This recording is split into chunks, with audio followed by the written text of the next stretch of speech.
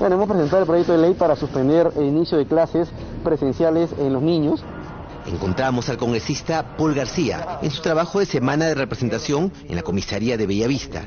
Desde allí anunció la presentación de su iniciativa legislativa que busca impedir que los escolares vayan al colegio hasta que no haya una vacuna contra el COVID-19. Una iniciativa que ha generado malestar al interior del Ministerio de Educación. Se respeta esa posición, pero nosotros creemos definitivamente que en la cadena de pirámides la ley puede regir en un sector, a un ministerio. En esa pirámide, a entender del congresista de Acción Popular, una ley podría suspender el inicio de clases presenciales en el 2021. Podría hacerlo, pero también nosotros podemos hacer leyes que marquen la ruta o la hoja o el camino que puede servir un ministerio, ¿no? Desde otras bancadas pidieron mesura en la presentación de proyectos de ley. Miren, nuevamente yo creo que acá hay órganos especializados. En todo caso, si es que es un proyecto de ley que va a ser debatido dentro de la Comisión de Educación.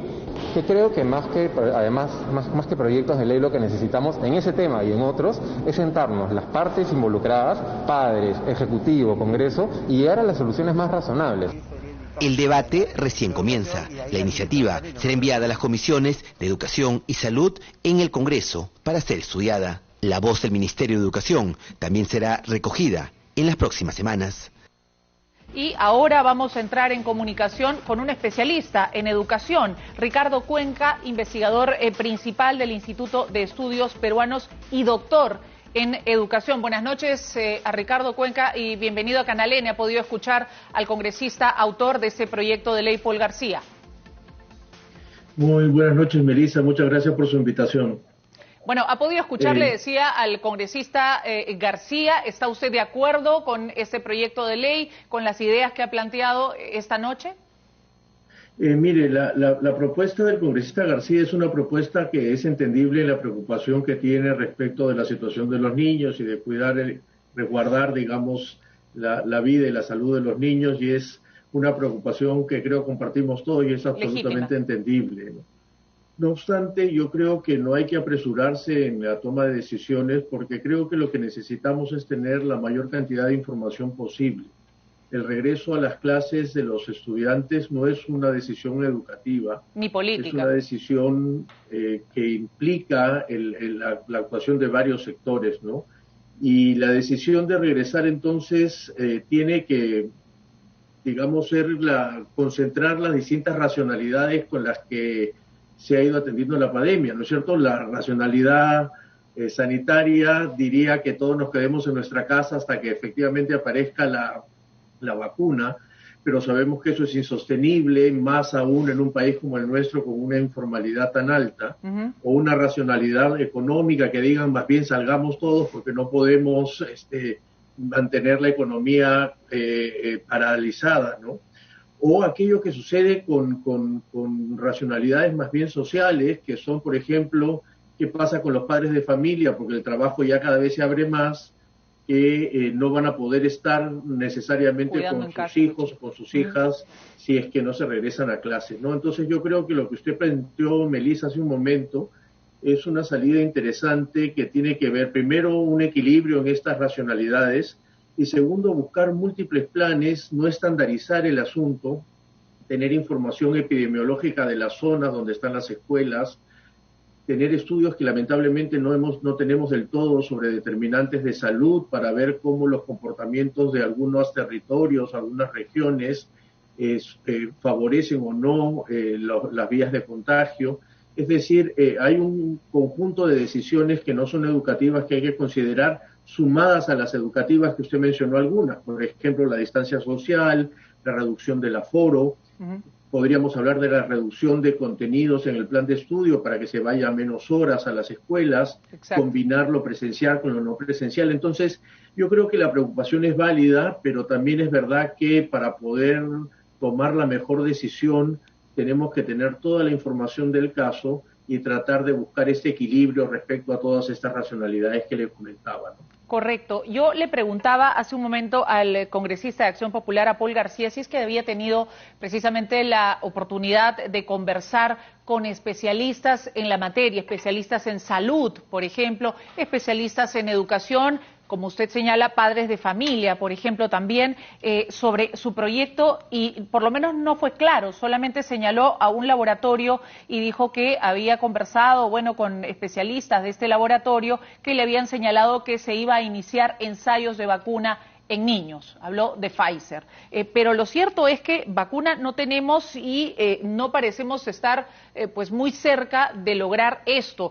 Y efectivamente hay realidades disímiles en nuestro país y yo no sé si sea prudente pensar desde ya en suspender el año escolar presencial también en el 2021. ¿Sería prudente teniendo en cuenta nuestra realidad, Ricardo? Como le mencionaba, yo creo que justamente tomando en cuenta su última idea sobre la heterogeneidad que tenemos en el país, yo creo que hay que acumular ahora toda la información. Fíjese, cuando formamos parte del equipo de la Comisión de Ciencias Sociales que acompañó al MINSA hace unos meses, una de las cosas que me tocó, en la que me tocó participar fue ver en el comportamiento distinto en varios territorios.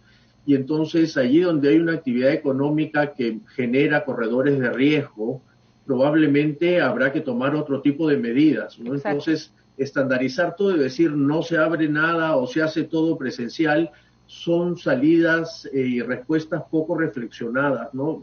Creo que ahora más que nunca necesitamos tener la mejor cantidad y calidad de información para tomar las mejores decisiones, ¿no? Claro. Exacto, tener a los especialistas y tener, digamos, las mejores herramientas a mano, el conocimiento a mano para tomar decisiones.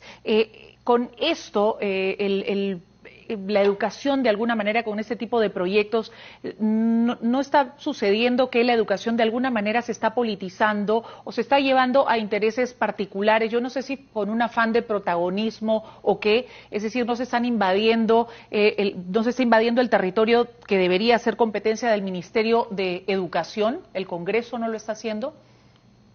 Yo siempre he sostenido que en el país, en muchos casos, hay una importancia retórica a la educación, porque la educación es un tema que siempre ayuda a desarrollar una agenda política, digamos, propositiva, ¿no es cierto? Porque todo el mundo quiere mejor educación, mejores condiciones para los estudiantes, y la fórmula de que mejor educación para un mejor país está muy instalada en la discusión. Entonces puede ser utilizado muchas veces con esta importancia que, insisto, retórica, ¿no? Entonces creo que una de las cosas que nos ha enseñado la pandemia, que para darle un tono positivo a esta situación tan dramática que estamos viviendo, es que no podemos seguir postergando algunas decisiones pendientes hace muchos años en el sistema educativo que tienen que ver fundamentalmente con las desigualdades, ¿no? Hace unas semanas la prensa alertaba sobre la posibilidad de que 300.000 estudiantes hayan dejado de estudiar este año por las condiciones inapropiadas que tenían para seguir una educación remota, y yo llamaba la atención que entre el año 2019 y el año 2018 la cifra fue más o menos similar en condiciones de educación presencial. Entonces, hasta el año pasado, 6 de cada 10 estudiantes de secundaria no acababan la secundaria, y eso no tiene que ver nada con la pandemia, porque era antes, ¿no? Entonces, creo que ahora hay que empezar a darnos cuenta que esa importancia retórica, ojalá de contenido político en el mejor sentido de la palabra, desaparezca para tomar decisiones serias de la importancia que tiene la educación en el país, en el desarrollo y en la democratización. Correcto. Y hablando, de todas maneras, de la pandemia, en este caso en la que estamos inmersos en este momento y probablemente el próximo año, también hay un buen número precisamente de niños que no está accediendo a ninguna plataforma educativa, ni virtual, ni a través de las pantallas de TV Perú y los canales que prestan su señal también 1 hora diaria.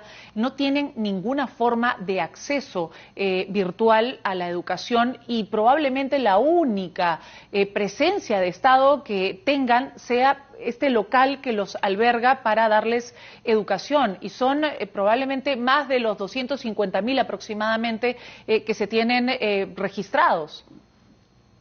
Sin duda, y por eso parte de las estrategias que yo espero y confío que el Ministerio de Educación esté haciendo es buscar estrategias muy diferenciadas para poder atender a quienes efectivamente tienen problemas de conectividad, a quienes tienen problemas de incluso tener una cuestión más unidireccional, como son quienes han asistido a la hora de televisión o de radio, y combinar eso con nuevas alternativas. Yo creo que el Ministerio de Educación actuó muy bien, respondiendo muy rápido a la emergencia, pero resulta que esta emergencia ya no dura 3 meses, sino que va a durar mucho más, y entonces hay que repensar el sistema educativo de una manera, ¿no? La cantidad de horas, el aforo en las escuelas, dar las condiciones, trabajar con el Ministerio de Vivienda para poder mejorar la infraestructura sanitaria de las escuelas, si se va a regresar. La situación de la infraestructura es atroz en el país. Exacto. Y por lo tanto me piden lavarme las manos y no tengo agua en la escuela, resulta ser una sin razón, ¿no es cierto? Entonces creo que es momento como para ir acumulando todas las ideas posibles para poder atender esta situación en la emergencia, pero saber que esto es una situación que va a prolongarse probablemente, y tenemos que aprovechar esta oportunidad para tener estas alternativas lo más documentadas posibles para no cometer errores. Exacto, y tampoco se puede suspender el año escolar, digamos, presencial, simplemente, bueno, porque sí, efectivamente, no hay vacuna y esta es una situación grave, pero, a ver, tal vez sea adelantarse un poco, ¿correcto?, el presentar esta clase de proyectos, aunque lo que genera, sí, efectivamente, lo señalaba el congresista García, es el diálogo y la discusión en relación al tema educativo y a ver la forma de hacerla presencial y segura.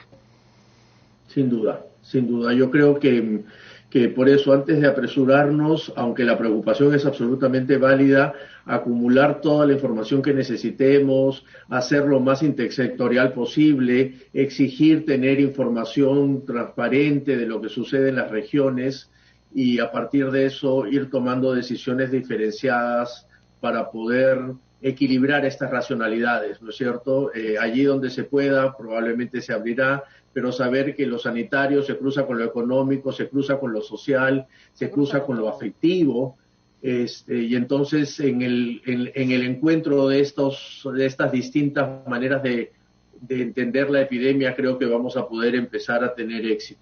Muy bien. Muchas gracias a Ricardo Cuenca, investigador principal del Instituto de Estudios Peruanos, por estar esta noche con nosotros. Nosotros tenemos que hacer una pausa a esta hora 10:50, regresamos de inmediato con más noticias.